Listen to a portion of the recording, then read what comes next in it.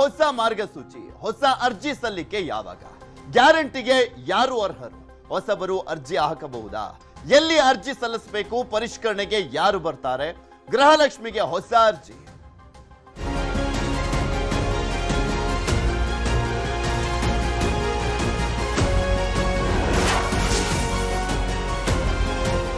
Gruhalakshmi guarantee ಯೋಜನೆಗೆ ಭರ್ಜರಿ ಸರ್ಜರಿಯನ್ನ ಮಾಡಲಾಗ್ತಾ ಇರುವಂತದ್ದು. ಇನ್ನೆರಡು ದಿನದಲ್ಲಿ ಅರ್ಜಿ ಸಲ್ಲಿಕೆಗೆ ಸರ್ಕಾರ ಅವಕಾಶವನ್ನ ಮಾಡಿಕೊಡಲಿದೆ.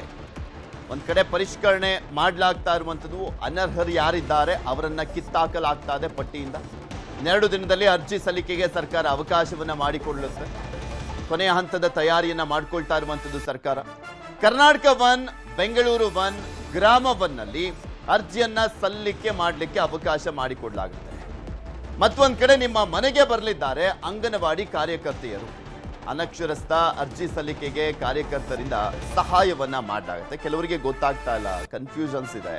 ಮತ್ತೊಂದು ಕಡೆ ಇನ್ನೂ ಕೂಡ ನಾವು ಅರ್ಹರಿದ್ರು ನಮಗೆ ಸಿಗ್ತಾ ಇಲ್ಲ ಅನ್ನುವಂಥ ನೋವನ್ನ ಹೇಳ್ಕೊಂಡಿರುವಂಥವ್ರು, ಸಂಕಷ್ಟದಲ್ಲಿರುವಂಥವ್ರಿಗೆ, ಗೊತ್ತಾಗ್ದಲೇ ಇರುವಂಥ ಗೊಂದಲದಲ್ಲಿರುವಂಥ ಮಹಿಳೆಯರಿಗೆ ಸಹಾಯವನ್ನ ಮಾಡಲಿದ್ದಾರೆ ಅಂಗನವಾಡಿ ಕಾರ್ಯಕರ್ತೆಯರು. ಅರ್ಜಿ ಸಲ್ಲಿಸಲಿಕ್ಕೆ ಯಾರು ಅರ್ಹರು? ಏನ್ ದಾಖಲೆ ಬೇಕು? ಇನ್ ಮುಂದೆ ಯಾರಿಗೆ ಸಿಗಲ್ಲ ಗೃಹಲಕ್ಷ್ಮಿ 2000 ಹಣ? ರಾಜ್ಯ ಸರ್ಕಾರದ ಹೊಸ ರೂಲ್ಸ್ ಏನು? ಇದೆಲ್ಲವೂ ಕೂಡ ಸಹಜವಾಗಿರುವಂತ ಕುತೂಹಲ. ಅದೆಲ್ಲದ್ರ ಬಗ್ಗೆ ಇನ್ನಷ್ಟು ಮಾಹಿತಿಯನ್ನ ಕೊಡ್ತಾ ಹೋಗುತ್ತೆ ಸರ್ಕಾರ ನೆಕ್ಸ್ಟ್ ಅರ್ಜಿಯನ್ನ ಸಲ್ಲಿಕೆ ಮಾಡುವಂತ ಸಂದರ್ಭದಲ್ಲೂ ಕೂಡ. BPL APL ಇಬ್ಬರಿಗೂ ಕೂಡ ಗೃಹಲಕ್ಷ್ಮಿ ಅಂತೂ ಸಿಗ್ತಾ ಇದೆ. ಕೆಲವರು IT ರಿಟರ್ನ್ಸ್ ಮಾಡ್ತಾ ಇದ್ದಾರೆ, ಅವರ ಕಾರ್ಡ್ಗಳು ರದ್ದಾಗಿದೆ. GST ಪೇ ಮಾಡ್ತಾ ಇದ್ದಾರೆ, ಅವರ ಕಾರ್ಡ್ಗಳು ರದ್ದಾಗಿದೆ. ಈ ರೀತಿಯಾಗಿ ಪರಿಷ್ಕರಣೆಯನ್ನ ಮಾಡಲಾಗ್ತಾ ಇದೆ. ಇದ್ರ ಬಗ್ಗೆ ಇನ್ನಷ್ಟು ಮಾಹಿತಿಯನ್ನ ಕೊಡ್ತಾ ಹೋಗ್ತಾರೆ ನಮ್ಮ ಪ್ರತಿನಿಧಿ ಶರಣು ಹಂಪಿ. ನಮ್ಮ ಜೊತೆ ದೂರವಾಣಿ ಸಂಪರ್ಕದಲ್ಲಿ ಜಾಯ್ನ್ ಆಗಿದ್ದಾರೆ. ಶರಣು ಹಂಪಿ, ಈಗ ಆಲ್ರೆಡಿ ಲಕ್ಷ ಮಹಿಳೆಯರು ಈಗ ಕೊಕ್ಕನ್ನ ಪಡ್ಕೊಂಡಿರುವಂಥದ್ದು ಗೃಹಲಕ್ಷ್ಮಿಯಿಂದಾಗಿ.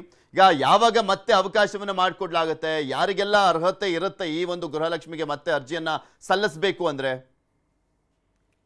ಪೃಥ್ವಿ, ಗೃಹಲಕ್ಷ್ಮಿ ಅರ್ಜಿಯನ್ನ ಮರು ಅರ್ಜಿಯನ್ನ ಸಲ್ಲಿಕೆಗೆ ಇನ್ನೊಂದು 2-3 ದಿನ ಮಾತ್ರ. ಈಗಾಗಲೇ ಅಂತಿಮ ಹಂತದ ಸಿದ್ಧತೆಗಳೆಲ್ಲವನ್ನೂ ಕೂಡ ಮಾಡ್ಕೊಳ್ಳಲಾಗ್ತಾ ಇದೆ. ಈ ಬಾರಿ ಅಂದ್ರೆ ಕಳೆದ ಬಾರಿಗೆ ಕಂಪೇರ್ ಮಾಡಿದ್ರೆ ಈ ಬಾರಿ ಹೊಸದಾಗಿ ಏನು ಅಂತ ಯೋಚನೆ ಮಾಡಿದ್ರೆ ಅಂಗನವಾಡಿ ಕಾರ್ಯಕರ್ತರು ಸಹಾಯಕ್ಕೆ ನಿಲ್ತಾ ಇದ್ದಾರೆ. ಯಾರು ಅನಕ್ಷರಸ್ಥರು, ಬಡವರು ಇರ್ತಾರೆ, ಅಪ್ಲಿಕೇಶನ್ ಅರ್ಜಿಯನ್ನ ಹಾಕ್ಲಿಕ್ಕೆ ಆನ್ಲೈನ್ ಅಲ್ಲಿ ಹಾಕ್ಲಿಕ್ಕೆ ಆಗೋದಿಲ್ಲ, ಆ ರೀತಿ ಇರೋರ್ಗೆಲ್ರಿಗೂ ಕೂಡ ಅಂಗನವಾಡಿ ಕಾರ್ಯಕರ್ತರೇ ಅವರ ಮನೆಗೆ ಹೋಗ್ತಾರೆ. ತಮ್ಮ ಮೊಬೈಲ್ ಅಲ್ಲಿ ಇರುವಂತ ಸೇವಾ ಸಿಂಧು ಆ್ಯಪ್ ಏನಿದೆ ಆ ಆ್ಯಪ್ ಮೂಲಕ ಅರ್ಜಿದಾರರು ಕೊಡುವಂತ ಮಾಹಿತಿಯನ್ನ, ಕೆಲವು ಕೊಟ್ಟಂತ ದಾಖಲೆಗಳಿಂದವೆ ಅವೆಲ್ಲ ಕೇಳುವಂತ ದಾಖಲೆಗಳೆಲ್ಲವನ್ನು ಕೂಡ ಅರ್ಜಿಯನ್ನ ಹಾಕಿ ಅವರ ಪರವಾಗಿ ಅರ್ಜಿ ಹಾಕುವಂತ ಕಾರ್ಯನೂ ಕೂಡ ಮಾಡ್ತಾರೆ. ಈ ಮೂಲಕ ಸಾಕಷ್ಟು ನಿಜವಾಗ್ಲೂ ಕೂಡ ಬಹಳ ಜನ ಆಕ್ರೋಶ ವ್ಯಕ್ತಪಡಿಸ್ತಾ ಇದ್ರು. ನಾವು ಈ ಹಿಂದೆನೆ ಅರ್ಜಿಯನ್ನ ಹಾಕಿದ್ವಿ, ನಮಗೆ ಗೃಹಲಕ್ಷ್ಮಿ ಹಣನೂ ಕೂಡ ಬರ್ತಾ ಇದೆ, ಯಾಕೆ ನಾವು ಮತ್ತೊಂದ್ಸರಿ ಅರ್ಜಿಯನ್ನ ಸಲ್ಲಿಸ್ಬೇಕು? ನಿಜವಾಗ್ಲೂ ಕಷ್ಟ ಆಗತ್ತೆ. ಸೀನಿಯರ್ ಸಿಟಿಸನ್ಸ್ಗೆ ಸರತಿ ಸಾಲಿನಲ್ಲಿ ಕ್ಯೂ ನಿಂತ್ಕೊಂಡು ಗಂಟೆಗಟ್ಟಲೆ ಕಾಯಕ್ಕೂ ಕೂಡ ಆಗೋದಿಲ್ಲ ಅಂತೇಳಿ ಸಾಕಷ್ಟು ವಿರೋಧವನ್ನು ವ್ಯಕ್ತಪಡಿಸಿದ್ರು. ಈ ಹಿನ್ನೆಲೆಯಲ್ಲಿ ಈ ಅರ್ಜಿಯನ್ನ ಹಾಕುವಂತ ಕಾರ್ಯ ಆಗ್ತದೆ.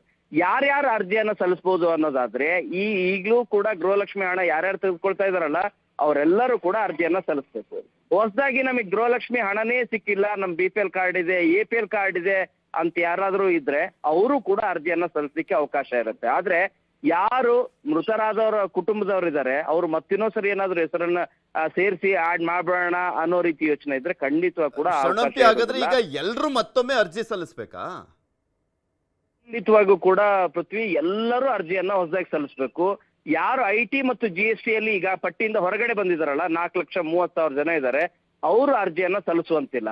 ಒಂದ್ ವೇಳೆ ಅವ್ರ ಅರ್ಜಿ ಸಲ್ಲಿಸಿದ್ರು ಕೂಡ ಪಟ್ಟಿಯನ್ನ ನೋಡ್ಕೊಂಡು ಮತ್ತೆ ವಾಪಸ್ ಅವರನ್ನ ಡಿಲೀಟ್ ಮಾಡುವಂತ ಕಾರ್ಯ ಅವ್ರ ಹೆಸರನ್ನ ಡಿಲೀಟ್ ಮಾಡುವಂತ ಕಾರ್ಯ ಮಾಡಲಾಗ್ತದೆ. ಯಾರು ಈಗಾಗಲೇ ಗೃಹಲಕ್ಷ್ಮಿ ಹಣ ತಗೊಳ್ತಾ ಇದಾರಲ್ಲ ಅವರು ಕೂಡ ಅರ್ಜಿಯನ್ನ ಸಲ್ಲಿಸೋದು ಅನಿವಾರ್ಯ. ಅದನ್ನ ಪರಿಷ್ಕರಣೆ ಹಿನ್ನೆಲೆಯಲ್ಲಿ 1.28 ಕೋಟಿ ಹತ್ತತ್ರ ಏನೋ ಇದಾರಲ್ಲ ಗೃಹಲಕ್ಷ್ಮಿ ಖಾತೆಗೆ ಹಣ ಹೋಗ್ತಾ ಇದೆಯಲ್ಲ, ಆ 1.28 ಕೋಟಿ ಗೃಹಲಕ್ಷ್ಮಿಯರು ಈಗ ಮತ್ತೊಮ್ಮೆ ಅರ್ಜಿ ಸಲ್ಲಿಕೆ ಮಾಡಿಬಿಟ್ಟೆ ತಮ್ಮ ಅಕೌಂಟಿಗೆ 2,000 ರೂಪಾಯಿ ಹಾಕ್ಸ್ಕೊಳ್ಬೇಕು.